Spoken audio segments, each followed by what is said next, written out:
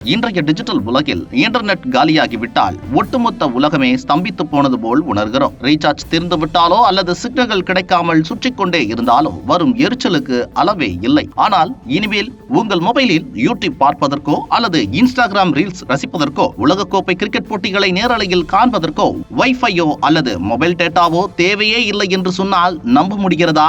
தொழில்நுட்ப உலகில் மிகப்பெரிய புரட்சியை ஏற்படுத்த D2M என்கின்ற ஒரு புதிய யுக புரட்சி இந்தியாவிற்குள் நுழைந்து கொண்டிருக்கிறது. பொதுவாக நம் வீடுகளில் இருக்கும் தொலைக்காட்சி பெட்டிகளுக்கு கேபிள் கம்பிகளோ அல்லது இன்டர்நெட்டோ இல்லாமலேயே மொபைல் டவர் போல இருக்கும் ஒளிபரப்பு கோபுரங்கள் மூலமாக நேரடியாக சிக்னல்கள் வந்து சேருகின்றன. அதே தொழில்நுட்பத்தை அப்படியே நம் கைகளுக்குள் இருக்கும் ஸ்மார்ட் போன்களுக்குள் கொண்டு வருவதுதான் இந்த டைரக்ட் டு மொபைல் D2M தொழில்நுட்பத்தின் அசாத்தியமான மேஜிக் ஆகும். இந்திய அரசின் பிரசார் பாரதியும் IIT கான்பூரும் இணைந்து கடந்த சில ஆண்டுகளாக டெல்லி, பெங்களூரு போன்ற பெருநகரங்களில் மிக ரகசியமாகவும் துல்லியமாகவும் நடத்திய சோதனைகள் அனைத்தும் தற்போது 100% வெற்றியை அடைந்துவிட்டன. இந்த தொழில்நுட்பம் பயன்பாட்டிற்கு வரும்போது ஒட்டுமொத்த மொபைல் மற்றும் தொலைத்தொடர்பு துறையே தலைகீழாக மாறப்போகிறது. உதாரணத்திற்கு, பல கோடி மக்கள் ஒரே நேரத்தில் இந்தியா பாகிஸ்தான் கிரிக்கெட் போட்டியை ஹாட்ஸ்டாரிலோ அல்லது யூடியூப்லோ பார்க்கும்போது நெட்வொர்க் ஜாம் ஆகி வீடியோ பஃபரிங் ஆகி நம் பொறுமையை சோதிக்கும்.